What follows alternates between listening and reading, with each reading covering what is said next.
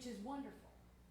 What I hate seeing is those who work and work and work towards retirement, and then right after retirement, something tragic happens and they don't get to enjoy it. You know, that's this thing I hear from a lot of people. I'm like, so are you staying because you love it, or are you staying because you're scared you're going to die if you leave?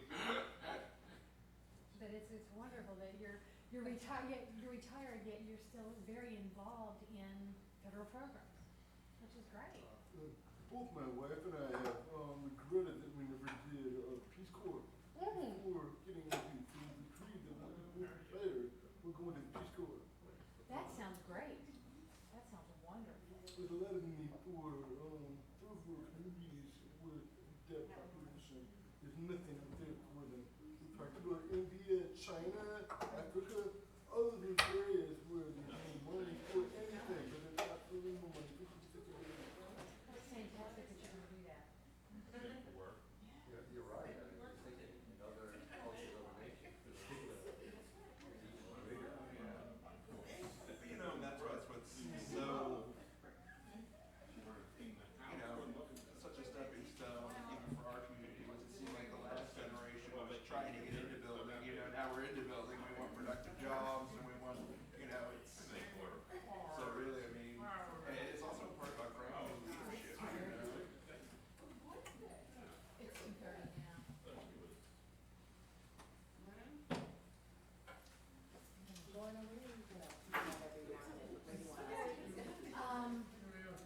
They're going to be speaking.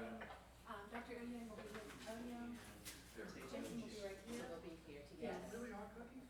So wherever They're chocolate chip you cookies. and your audience, I They're don't know. chocolate chip cookies? If you want to be up here, if you want to be over here. Are there other deaf here as well? Or Um, are we free for the general audience or just for? I know that we have CART as well, so, at this point in time, I'm not aware of anyone else, any other deaf employees that are going to be here. Well, So we could be- filtered to the field offices, right? That's correct. Anyone out there deaf? If Maybe so, they prefer to be screened for them. we have not. Okay. Okay, the captions, okay. Or we will go ahead and okay. Wherever works best for you all. I'm just gonna let people know who will be playing it. Hello, just want to let you know that we'll be beginning our program in just a few moments. Thank you.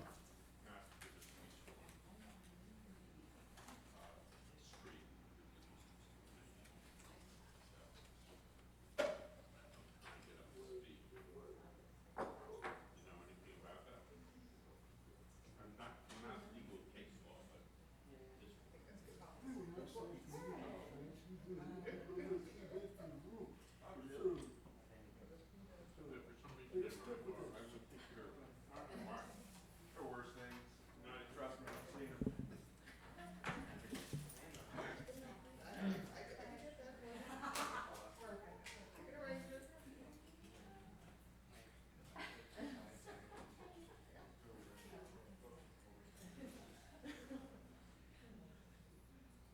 This would knock your philosophy because, really? The philosophy professor said this. Okay.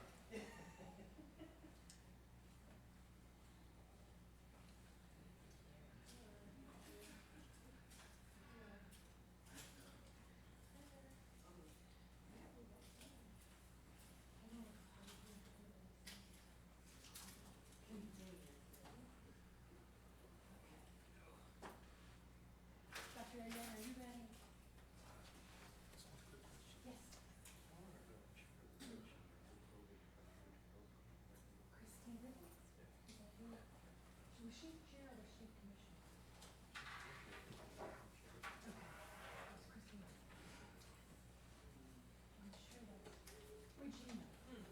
Former commissioner that went over to OPM, right? OPM, is that Christine Riddle? Yeah, she's retired, I think now. Was she an acting commissioner, or, I mean, an acting chair? I wonder. No, I don't think ever acting chair, was she? No. Vice chair. Vice chair. I'm gonna go ahead and, yeah.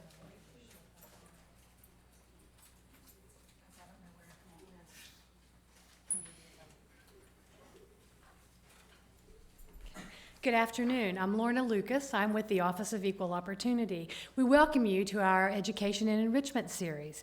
Today we have two gentlemen here to speak about their prospective affinity groups. Our first speaker is Dr. Carson Oyang. He's a member of the Board of Directors of the Asian American Government Executive Network, or ASIAN for short. He's most recently retired, and that was a key word for him, was retired, from the position of Chancellor of the National Intelligence University. Please help me welcome Dr. Oyang to the Education and Enrichment series. Dr. Oyang.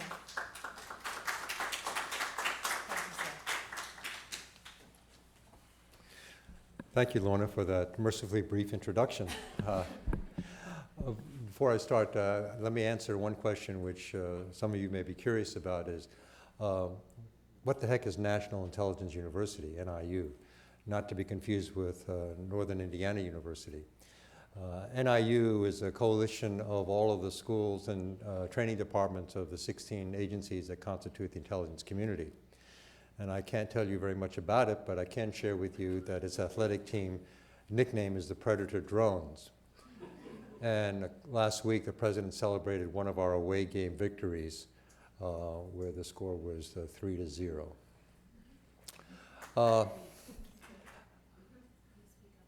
Okay. It's a pleasure to be back here to the EEOC. I was trying to remember, I think the last time I was here was somewhat less benign circumstances. I think I was testifying in front of Commissioner Ishimaru and Commissioner Griffin about the paucity of Asian Americans in senior leadership positions in the public service. And while the reception was very supportive, we're still trying to see more progress in terms of advancing the numbers of Asian Pacific Islanders throughout government. Let me start right away and try and get through these slides as quickly as possible so that we can have more time for discussion and questions and answers. As Lorna said, I'm on the board of the Asian American Government Executive Network, sometimes pronounced AJAN. I like to pronounce it AJAN because since I'm now retired, I introduce myself as the aging Asian from AJAN. Let's see if we can start the first slide. Whoops. I hit the wrong button. That's all right. I'm also technically challenged, I apologize.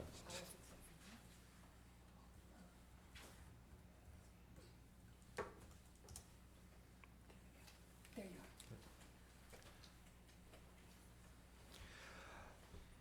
are. Okay, this is just, these are the officers of AJAN or AJAN.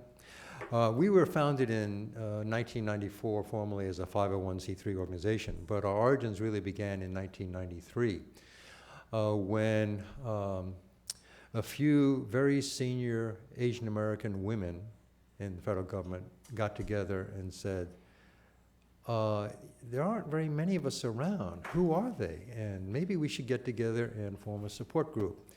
And that group initially consisted of Bell Yong Hong, who was the Deputy Assistant Secretary in the Department of Defense, and Maria Haley, who at that time was in the White House Personnel Office, and Tina Sung. And they started talking, and they thought that there would be some value in having a network of senior Asian Americans, at least in Washington, and ultimately throughout the federal government. And so they started inviting their friends and associates to form, and we would get together for dinner, typically at an Asian restaurant, which was the primary inducement to have us come to these meetings, and start talking and networking. And a year later, we formally incorporated as a not-for-profit organization. Our mission, as the slide says, is to promote and expand the numbers of Asian Americans in the senior leadership of government. And these our strategic goals was, in addition to trying to increasing the numbers, was also to create a unified voice for the Asian American civil service community. As I said, it was about 2 years ago that we did testify in front of EEOC. We have also testified in front of Senator Akaka's committee in support of the SES diversity bill.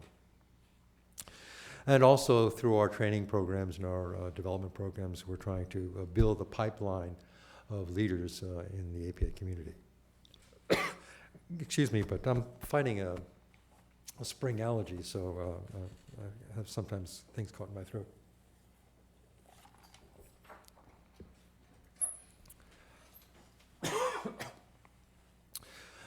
These are our primary initiatives.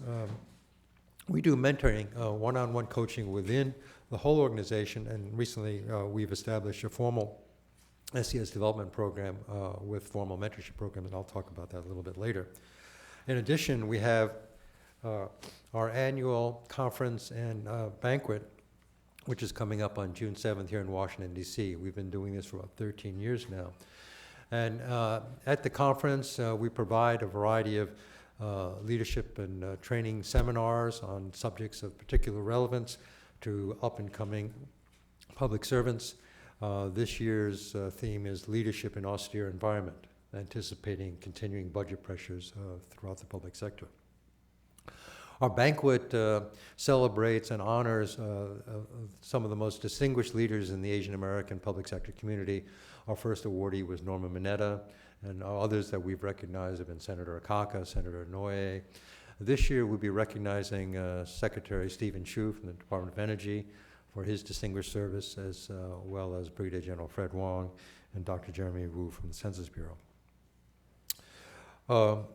We've also been fairly active this past year in trying to develop partnerships and coalitions with various agencies, and I think we have signed as many as 4 MOUs in which AJAN has agreed to help our partner agencies grow and develop the pipeline to increase the diversity of leadership, especially at the SES. Our membership has grown from fairly modest numbers in the beginning. In the first decade, we were basically an informal social network. But we've grown substantially ever since then. And this past year, we've enjoyed the greatest growth in our history. I think our latest numbers were over 300 members, paid members of AJAN. And as you can see, the distribution is at the senior ranks, primarily at the GS 15 and SES levels. Probably the fastest growing rank category in our membership is the retired category. This is a rough breakdown of where our members come from. As you can see, they come from all across government, small independent agencies, large cabinet departments. Predictably, the largest representation would be from defense and the military services. Also, as I said, the number of retired members grows, although not as fast in the last couple of years as we had anticipated. And I think that's because the economic conditions have kept a lot of people continuing to work well past their retirement age. This year, we started a formal SES development program. It should be clear that this is not an officially approved candidate development program, which allows people who complete this program to automatically enter the SES without competition. This is a program to help develop people to prepare for competition into the senior executive service. We had over 100 very, very well qualified applicants for 20 positions, and this rough graph shows where they came from and the distribution of the final 20 selected. We were quite surprised to see so many people applying from the Department of Justice, and we did get a significant number of attorneys from across government applying, and it raises an interesting question of do lawyers have a glass ceiling?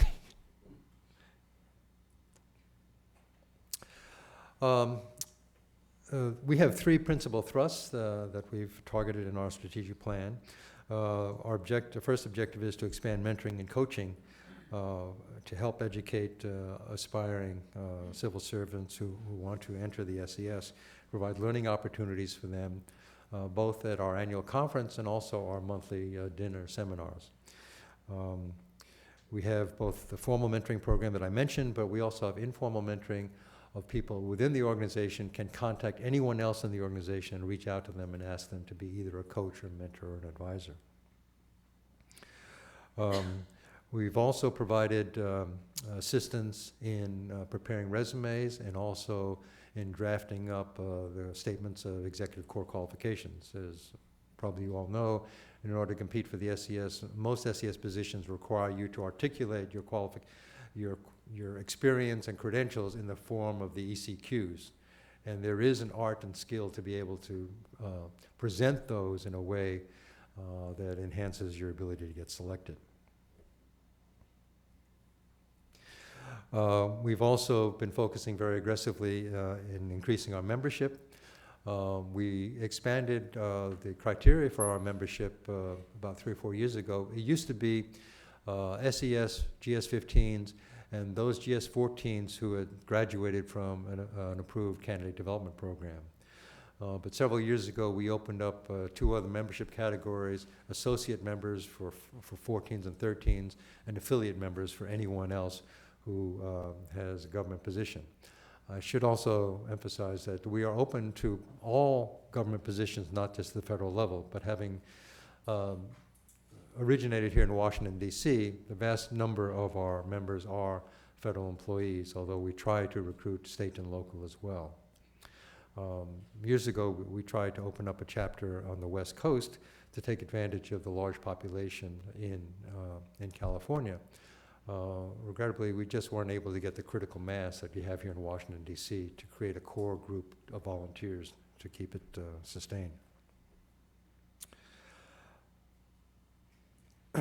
Our third thrust is to build partnerships with agencies and similar affinity groups, not just Asian American affinity groups, but also with other diversity groups such as the African American Federal Executive Association, the National Association of Hispanic Federal Executives, big blacks in government, federal employed women, and I'm sure you know the list better than I do. But we've been reaching out with them and trying to form cooperative agreements. And certainly when we're invited to their conferences and seminars, we try our very best to attend and represent. The MOUs I mentioned with agencies are agreements for us to help support and advise their senior officials, especially those in the offices of diversity and inclusion, to try and strategize how they can increase the pipeline and improve their recruiting in targeted populations. And we're also very fortunate in that a number of these agencies have been sponsors of our annual program and conference to help subsidize the costs of bringing in trainers and offering them up to the attendees. The leadership of AGEN is a fairly diverse group of people from a wide number of agencies. And we have official office positions. I won't bore you with those.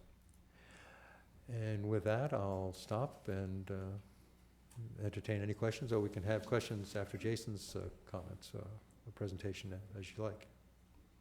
You can take questions now. I would like to say one thing. If there's anyone in the field that would have questions, you're welcome to email me, and I would be more than happy to read those to the speakers. My name is Lorna Lucas. It's LORNA.LUCAS@EEOC.gov, and I'll read your emails, your questions to the speakers. Thank you, Lorna. So, Yes, sir.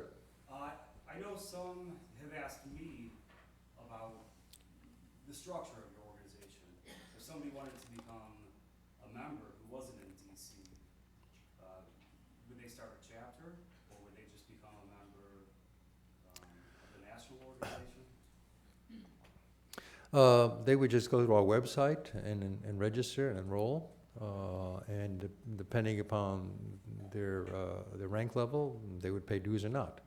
Below 13, they don't pay dues, and they would just register, and they would be getting all of our emails and be invited to all of our events.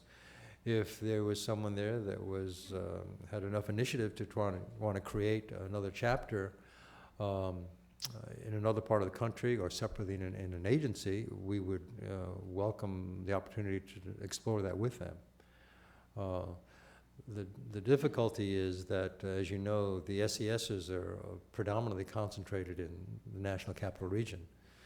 But I think we'd be very interested in establishing chapters where there are a lot of 15s. As I said, we first tried in California. We had fantasies of trying to open up one in Honolulu, but it was, someone said, who was a native Hawaiian, he said, it's too laid back there. Yes, sir. What percentage of the federal workforce is Asian compared to the relevant labor force? The last number I saw compared to the CLF, I think within the entire federal civil service is something like 5.6%. For the SES, I think it was like 2.8%. But those numbers are a little bit unrevealing, because if you look at certain agencies and look at the number of 15s, the number of Asian Americans who are 15s in that agencies, it can be as high as 10 and 12% of 15s. And then yet the percentage of SESers would be down below 2% and 1%. So the discrepancy between the pipeline of those who would be available and qualified is much larger than those people who actually get into the SES. And we're trying to identify that agency by agency, but we were talking with Jason earlier. We've been notably unsuccessful in getting the appropriate statistics out of OPM. Last year we've been encouraged that they would be forthcoming, but in the last 8 or 9 years, we've not just been able to get those statistics. So we could zoom in on a particular agency and say, your glass ceiling is pretty thick. And I can tell you, unfortunately, ours is, but of course it's something we're working on. Within here at EEOC. So, well, we'd be happy to talk with you and share our experiences and just kind of collectively do some brainstorming. But it's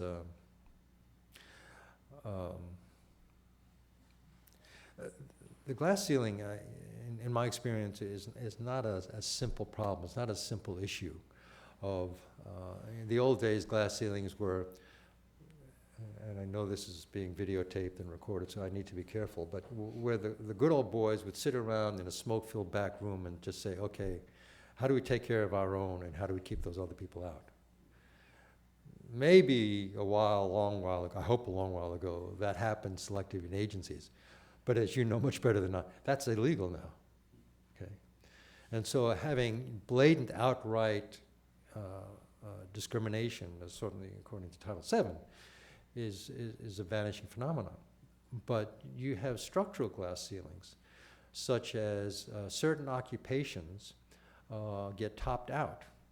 And the numbers of SESers in that particular occupation are very, very few. And if you happen to be a member of that occupation, your chances are much less than in a different occupation. Let me give you an archaic example. I think I'm probably the only one in the room that remembers when we had clerk secretaries. That's a classification in the civil service. And the highest clerk secretary position was probably maybe a 9 or a 12.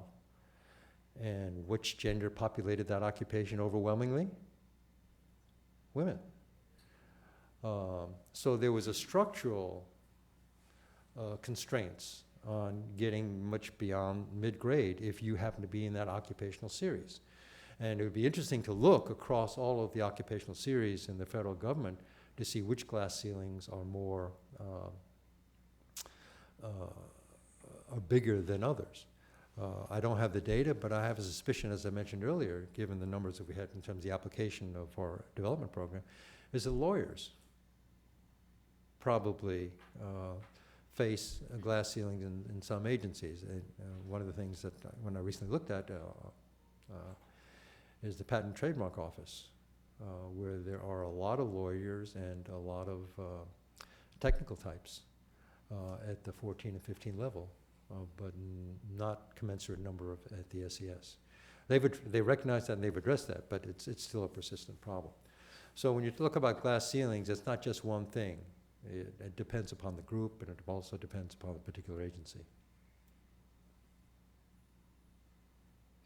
Are there any questions from the field, or? Not so far. However, if I get any, after, Okay. Jason's finished. Well, I yield the balance of my time to my distinguished colleague, Jason.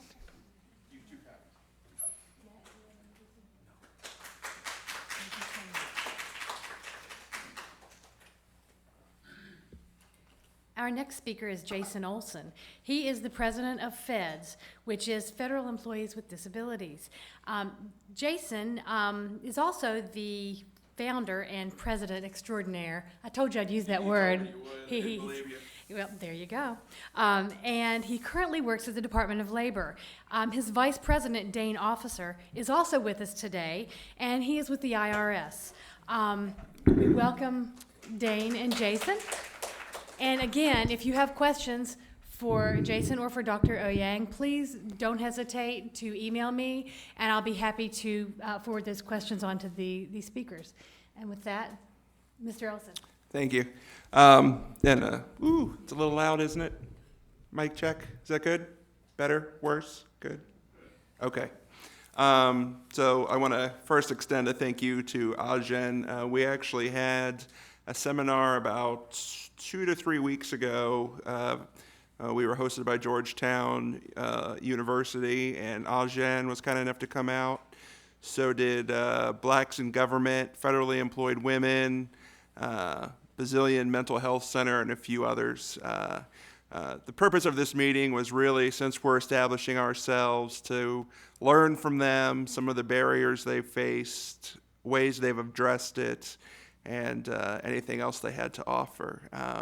One of the things we were especially interested in that Olsen has is a mentoring program, which is something that FEDS is going to be starting a pilot for very soon. So why did FEDS form? That's a question we get often. People with disabilities, it seems like we're a little late to the party all the time when it comes to fighting for equal rights, but we're here now, we're at the party, and we're ready. So just to give you an example of the timeline, in 1968, Federally Employed Women formed, and that was a group of federally employed women who were fighting for opportunities. In 1975 is when BIG formed, that's Blacks in Government, and that was African Americans fighting for the chance to have opportunities. And then in 1985, FAPAC formed, and that was Asian Pacific Americans, of course, wanting more opportunities. So the why for us is very obvious. We formed because people realized that opportunities were missing from their careers. Now, many of us had hoped, as you guys may know, when the executive order came out, Executive Order 13548, that would change. It seemed to us that the era of limited opportunity for people with disabilities had been realized, recognized, and soon to be resolved. So unlike some of the other organizations who got together and fought really hard to get an executive order to work for them, we kind of came in the other side of it. And, we were really jazzed about it. We couldn't wait to see 100,000 people with disabilities from the disability community get quality federal jobs. We were thrilled that we may finally actually see the accommodations process reformed into a fair and balanced approach. And of course, as current federal employees, we had hoped to benefit from the integration of people with disabilities into leadership positions as well as training programs. Sadly, we're about 2 years into this executive order, and we haven't seen this come to fruition. People with disabilities are not currently in nor being trained to be placed into leadership positions within the federal government. Even offices which market themselves as leading the charge for employees with disabilities and that focus primarily on disability rights, policies, and structure, as well as regulations, have very few and sometimes no people with disabilities within their leadership structure. So an analogy I like to use for this is that would be like the NAACP being ran by a bunch of white dudes as the managers and having one black dude run it. It's just not flying. And that's really why FEDS is formed. We all realize that without accountability, we would never see change. Change not to a biased system in our favor, but to a fair system without the bias. to a system where if someone is hired, they do not have to fear being fired because they have asked for an accommodation. A system where preconceived notions of what a person with a disability can and cannot do does not hinder them from earning access to being trained or promoted. A system where people without disabilities are not making changes to regulations, protocols, and laws without the voice of people with disabilities being actively involved. In summation, change to a newer system which would offer opportunity to people with disabilities is why we formed. We formed to ensure that people with disabilities can be not just employees, but employees with opportunities. We are concerned with many things that are currently happening within the federal government that directly affects employees with disabilities and are working tirelessly to address these concerns. Some of these include the lack of publicly available data concerning the statistics of people with disabilities within the federal government, the lack of retention and advancement of people with disabilities within the federal government, the arduous process that the accommodations process still poses to employees with disabilities, the lack of almost any people with disabilities in leadership positions, including the SES. One of the fascinating things I found is that after Ajin came out, I said, well, you know what? Here's what I'm going to do. This is such a great idea. I'm going to rush out and I'm going to find people with disabilities that are SESers. We're going to start doing this. We're going to get people to mentor our junior folks. We're going to get them in leadership positions. So I went out there and I started looking for them. I can't find them. I can't find them anywhere. So if you know of any, please have them email me at jasonolsen@fedsfirst.com. I would be happy to hear from them because I can't find them. But there's also a severe lack of accountability for ensuring that fair and equitable treatment of employees with disabilities is taking place. The inclusion with people and disabilities in the area of diversity is something else we're fighting for. It's hard to believe that people don't consider disabilities even within the diversity arena, when clearly, to us at least, it is. Accessibility of government-provided programs, equipment, and software. We're still purchasing and using equipment that's not 508 compliant or even usable by people with disabilities. And of course, the education of those responsible for assisting people with disabilities in the federal employment process. This is like your selective placement coordinators, your disability program managers. This is in their job description to do this, folks, and a lot of them are just given the duty without any training or knowledge on how to do it, and that's pretty scary for us. And of course, one of the reasons we're here is the scary and sometimes standing process that filing an EEOC complaint can have on an individual with a disability. There's also many more things we're taking on, but there's a lot of issues, and I can tell you from what I've seen so far from the membership that we've been recruiting that they and I and Feds is willing to do what is necessary to make this change happen. But more support is always needed because there is so much to do. So if you or someone else is interested in joining, you can go to, and this is where my marketing degree comes in, www.fedsfirst.com. That's FEDSFIRST.com. And once again, as I started out discussing the mentoring program, we are going to be starting our first pilot for a mentor program for federally employed disabilities. So if it's something you're interested in, please email me with your interest at jasonolsen@fedsfirst.com. I don't want to spend all the time just talking up my group and how great I think it is that we're here, as much as I would love to. So what I'd really like to do is open it up for questions from the audience as well as from the field. Yes, sir. This is not so much your group, this is just a question we wrestle here with the EEOC. And that is, you mentioned there are no really good statistics about disability representation in the federal government or in the private workforce for that matter. And employers will tell us, well, we don't want to ask people whether they're, so how do we go about establishing a benchmark? People self-identifying, that might be an undercount, or does your organization take any position, or do you have a personal view as to how to go about that? Well, one of the things we actually did is we met with OPM last week. And as part of that meeting, one of the things we are really asking for is statistics. Through the Schedule A hiring, through the standard form 256. That's an anonymous form people can fill out and have it tracked whether or not there's someone with a disability or not. And luckily, to us, it seemed like OPM was willing to do that. We sent them probably 4 pages of questions, and it got into everything as far as how many SES positions, how many people above a GS-15, what's the average grade level. One thing a lot of people don't understand is that in the government, the average grade level for a person with a disability compared to a, quote, normal person is 1.5 grades lower. And so, we're wanting to see, since the executive order's been signed, has that changed? What's the attrition rate like? It's terrific if we're working hard to meet the numbers, but if there's not a good accommodations process in place and those people come in and go right back out the door, that doesn't do us a whole lot of good for increasing our numbers of people with disabilities in the federal sector.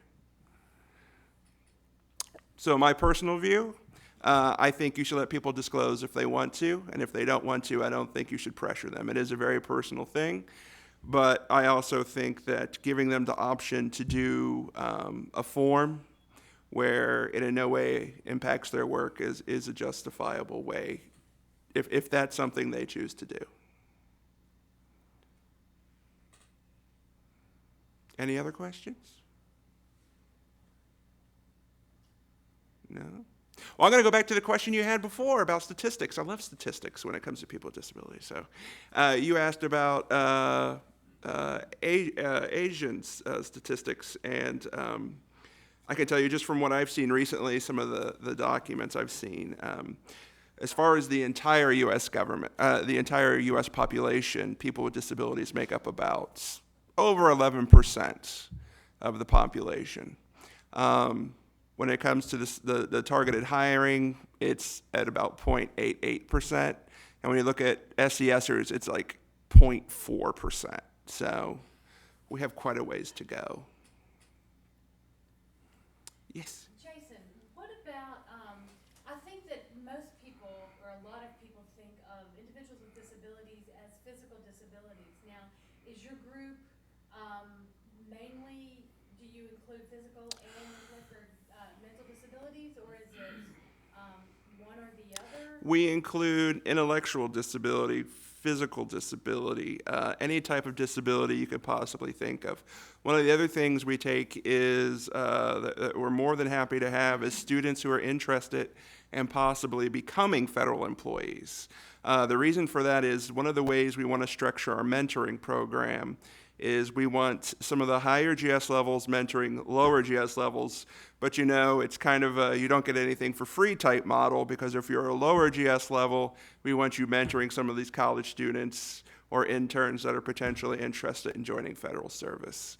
One of the ways, I think that students with disabilities and even some of the lower GS levels, when they get a chance to talk to someone else who has a disability, sometimes we run across things that are very personal, that really have to do with our disability more than our actual work life. So finding ways and having someone you're comfortable with to talk to about that, I think, is going to have a good impact. At least I know I had a mentor with a disability, and it really helped me out. Yes, sir. We talked earlier about disability among veterans. Yes. And as we all know, in terms of civil service, there's veterans' preference. Right. I wonder, would disabled veterans have higher preference or no preference? Okay, this is something I've ran through OPM, and here's basically the answer I got, because it was a Schedule A versus veterans' preference. And their response to me was, you hire the person who's the most qualified for the job. If you're going to use either one of those preferences, it's not a matter of which one takes precedence over the other. It's a matter of who's the most qualified for the job. Now, I will say that we are happy to take vets. We actually have our newsletter coming out very soon, and one of the things we're pushing is vets hiring. But we don't want, we don't want anyone to think that that's our major focus. There's tons of programs out there for vets already, so we don't want to steal any of their thunder. But at the same time, we do want to welcome some of the returning service members to our community, the disability community. And I saw another hand up. Yes, sir. The 100,000 figure in the executive order over 5 years seemed like an astounding number of people with disabilities to set as a goal, particularly at a time, even over 5 years, at a time when the government doesn't seem to be hiring very many people at all, at least if our experience is any indication of it. Do you have any idea of what were the expectations in terms of total hires over the 5 years, just anyone hired in the federal government, and what percentage that 100,000 represents? Because it seems like a very difficult mark to get. How many people does the federal government anticipate hiring in 5 years total, and what percentage of that would be persons with disabilities on the EEO? I'm not sure about the entire federal government's hiring number. I will tell you that from the meeting I had with OPM, they're seriously set on the 100,000 number as far as people with disabilities. And I know that they are going to be, they have some unofficial statistics that they shared with us that I know they're planning on releasing very soon. And we're also asking that they make those numbers public and that they keep updating those numbers. We don't want this just to be something where they give us information once and we never hear from them again. But I will tell you, one of the good things that came out of the meeting with OPM last week was they were willing to create a work group to help advise them on some of the stuff that they may be falling short on, or that they may be open to input on, such as the accommodations process, the hiring process, and just a lot of the other things we've seen and ways to get people with disabilities in a leadership position. So we're hoping to see something really good come out of that work group. So we may have data soon on how close we are to Very soon, actually. The data they presented, they said, was unofficial, but because they want to double check the numbers one more time. But they should be out very soon. Like I said, we gave them 4 pages of questions we've had for a long time. And they said that they were going to respond to each and every question in writing. Kendra. Hey, Jason, I just wanted to piggyback on Chris's question. I apologize for coming in late, but I was in another meeting, and I just happened to have some of the information that might help answer Chris's question. The Department of Defense is one of the largest employers in the federal government. And I was at the Department of Air Force earlier today, and just that one component of DoD hired over 16,000 people last year. Of that 16,000 people that they hired, 230 were individuals with disabilities. So if one component of the Department of Defense can hire 16,000 new employees, I think it's very easy for the federal government to hire 100,000 individuals with disabilities. My goal here at the EEOC, and I know your goal is to not just increase the number of people that we're hiring, but increase the percentage of those people that are people with disabilities. Right. And I have not been to USA Jobs where it's been a, sorry, we're not open right now sign hanging there. There always seems to be plenty of jobs on there. So I think, it's fair for us to push and say, we want to see these hires be people with disabilities. Sorry, go ahead. No. But like I said, we are sticking a little bit with the hiring theme, but one of the other things Feds is dead serious about is improving the accommodations for people who are already hired, improving the advancement opportunities for people who are already hired. Like I said, a big push for us is making sure that the people we already have are taken care of as well. from interpreting contracts, workplace assistance services, accessible technology. These are all things that really, really need our attention as well, because like I said, it's great to go out and hire these people, but if they show up and there's no accommodations and they're not able to do their job, they won't be staying long. Matthew. You mentioned earlier how many agencies have disability program managers or equivalents who don't have the expertise ours does. And often they'll do things like discourage people from applying under Schedule A, and they'll blatantly tell people, and maybe it's good, that if they apply under Schedule A, their resume is likely to be put at the bottom and not looked at.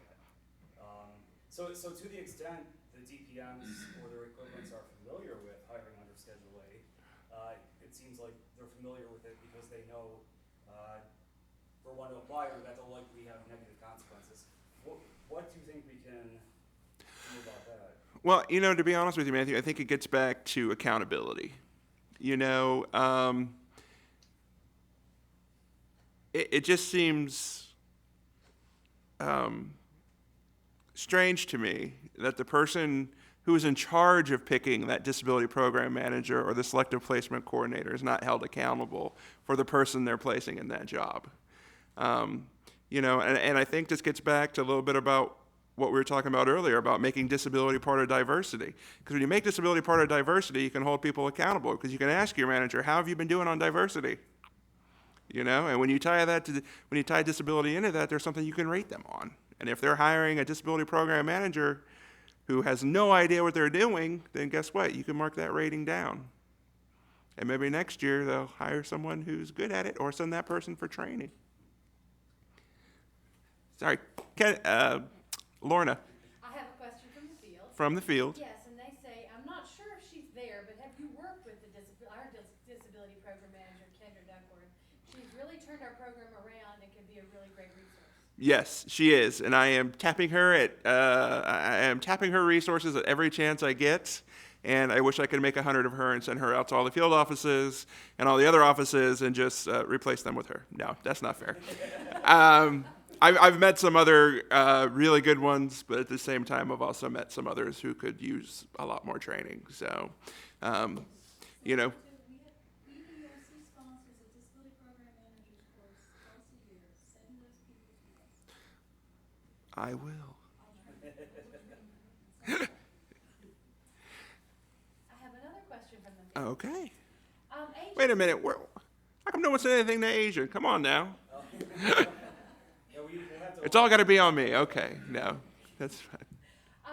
Agencies seem to be focusing on getting people with disabilities into the door, but then they don't seem to be doing, they seem to be doing a little to create an environment where they can succeed. Do you have any thoughts on this? One of the things that Feds is really going to be pushing for this year is a centralized accommodation fund.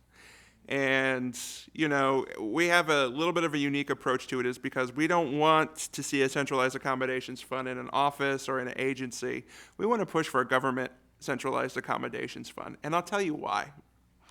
So you get hired at a new agency, and the hiring manager picks you, and you go in and you meet your manager, and your manager is not so thrilled to have you. He doesn't know how to talk to someone with a disability. He would rather just ignore you. This is the gentleman who is going to be responsible for whether or not you get the accommodation you need to successfully do your job.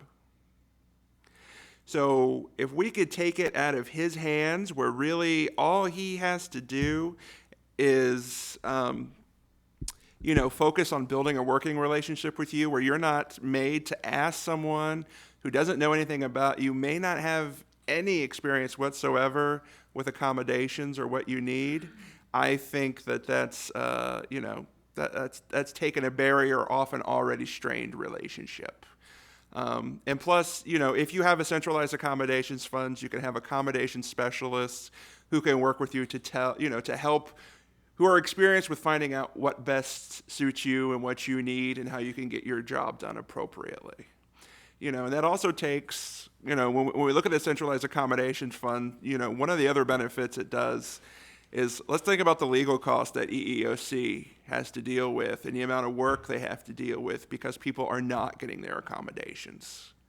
We have people who, I talked to a young lady today who's been fighting for literally 10 years to get the accommodation she needs because she went from one agency where she fought for years to get it to another one.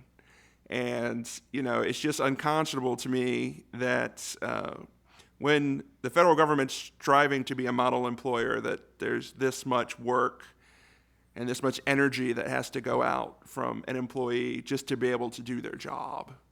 So if we have people who are trained and people who are willing to work with the people with disabilities to help them get the accommodation, I think that's a big help. And one other thing is it takes away an excuse too many of us have heard in the past, which is, I'm sorry, that's not in our office's budget this year. Legally, they're not allowed to do that, but that's what happens. And if you're hired under Schedule A and you're on a 2-year probationary period, are you going to go up to that manager and say, hi, I know you said I couldn't have my accommodation. I think I'm going to file an EEOC complaint about you. It's not going to work. So, we kind of have to take some of these barriers out of the way. I actually have a question for Rajan. Since I don't know if you two can share the mic up there.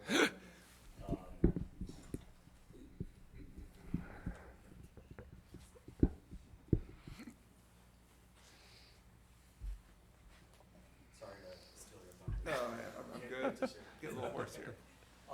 One thing I've noticed is accent discrimination is very prevalent, and it seems to be very prevalent amongst AAPIs. People automatically make assumptions about one's intelligence based on their accent. So what do you think we, as federal agencies who want to create a more positive and inclusive environment for everyone, can do to address that? The short answer is, I think, to try and promote greater awareness and sensitivity about accent discrimination. I'm a little bit inhibited because of the public nature of the audience, but let me share with you my personal experience is that I grew up, I'm an immigrant, and I grew up in this country as one of the most despised minority groups in America. That's a New Yorker with attitude. And having grown up in New York and spent many years in Boston, I would have a New York accent and then sometimes modified with the Boston.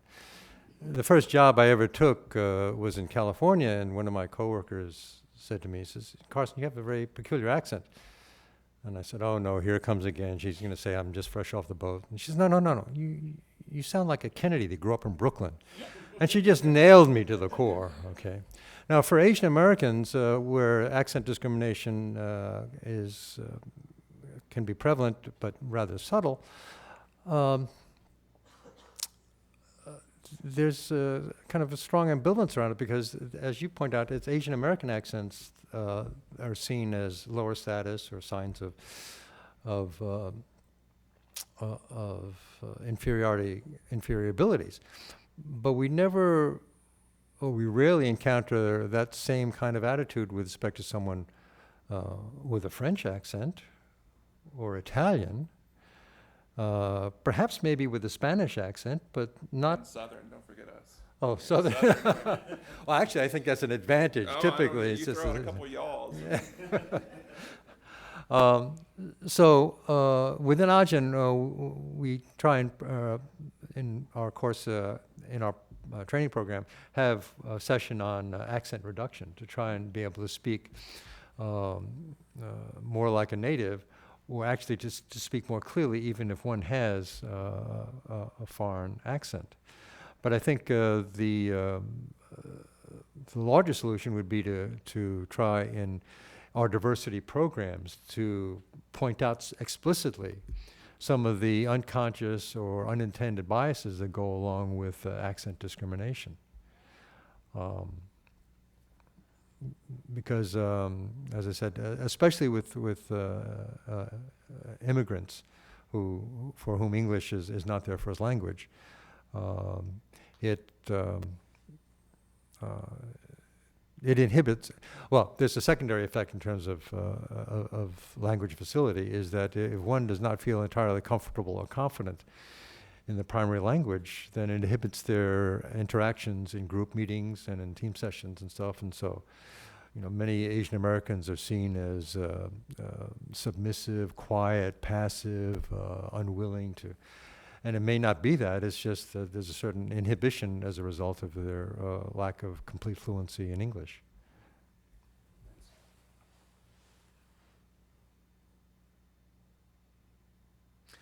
I had one question for Jason. Yes, sir. With OPM's increased emphasis and promotion of telecommuting, do you see that as a positive or a negative force for both the recruitment and advancement of persons with disability? I really think it kind of depends on the person, I think for some people it's beneficial. I can tell you, I've teleworked before. It was beneficial for me at the time. At one point I had to telework for about 3 weeks because I'd started to develop a pressure sore, and being able to telework, the thing is like when you're developing a pressure sore, you're not sick, it's just, you just can't be in your wheelchair at the time. So for me to be able to be at home with my laptop, working in a pressure-free, as far as sitting environment, it's been very beneficial. But I do know, for some others, going to work is where they get a lot of their social interaction, and that's really what they're craving. So, I think it's like anything else. It's a case-by-case basis, but, I think the option to telework is great for everyone. I mean, whether you have a disability or not, whether you're, a soccer mom who's on the run, and, if you work at home, that saves you an hour trip, riding the metro so you can make your kids game. I really think across the government, it's a good option. Any other questions?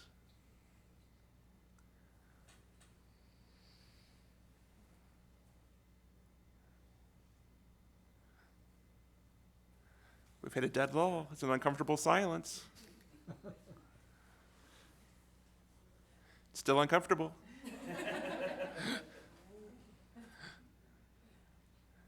No? Interpreter? Interpreter's got a question? No? Okay, don't make me go on for hours about disability rights and Jason, if how someone- great we are and everything else. To both of you gentlemen, if someone wants more information on your organizations, how can they get that information? Well, I'll let you go first, because usually people remember the last thing they hear, so go ahead. www.aagn.org. Just go to the website, and if you can't find the information you're looking for there, send us an email, and we'll get back to you right away.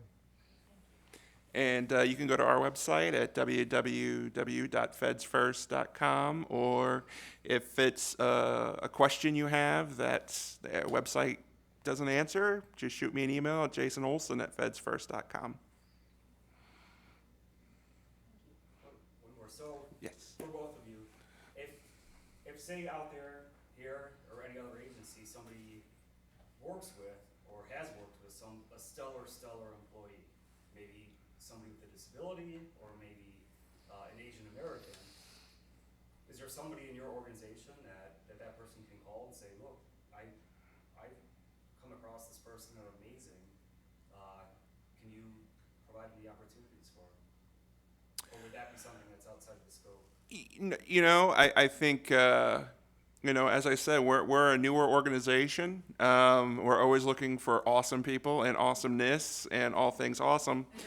But there's a lot of work to be done, and we always need really highly qualified people. Like I said, we're going to be starting at this mentoring pilot, and anyone with experience in mentoring, anyone who, is interested in making the workplace better for everybody with disabilities, that's really what we're about. So yeah, shoot me an email. I will personally respond to your email. We have a board of 12 folks, but, as I said, I gave out my email address because I'm interested in more really, qualified people. And if you're not qualified, if you're not awesome, then still send me your email because I want to try to make you awesome. Thinking about your question, there was a hidden hook in the question. You said if someone who is exceptionally well qualified and ambitious and aspires a high position, could we help them into the new opportunity? Depends on what you mean by help. I think in terms of assisting them improve their competitive ability to apply for and ultimately achieve, the answer is yes. One of the misconceptions about mentoring programs, and especially for people who don't have that much experience in the workplace, is the mentor is not so much an advisor or coach. A mentor is a godfather patron that will pluck you and elevate you quickly through the career ladder. The only place that I know of where that happens is in Congress. But in the career civil service, it's a merit-based system. And connections and influence and clout does not have a formal role in the selection of people. Realistically, is the system perfect? No. I think we perhaps all have examples of someone who achieved a career position who was not necessarily the best qualified applicant. That said, I think for groups like Olsen and Fed, our role is to try and assist people prepare themselves and develop themselves to be able to compete successfully. Sometimes we have to explain this to people who are looking for mentors, and they'll say, can you get me in the door in such and such agency? You must have a friend or a colleague that you can arrange a lunch with and then get me in the inside track. And we have to tactfully explain to them that the civil service regulations do not support that kind of backdoor promotions. It sounded for a second like you were, the founding chair was echoing the current chair who works at the MSPB, right? Right, Tommy Wan, right.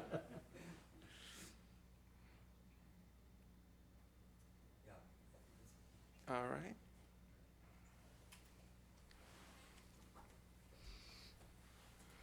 Gentlemen, thank you for coming today. We certainly appreciate you being here, answering questions, and giving us so much information that we hope that you'll take back to your offices, to your workplace, and use in your daily work. But also, get in touch with these guys and get involved if you would, if you're interested. And let's see if we can continue this and help both of you succeed in your programs.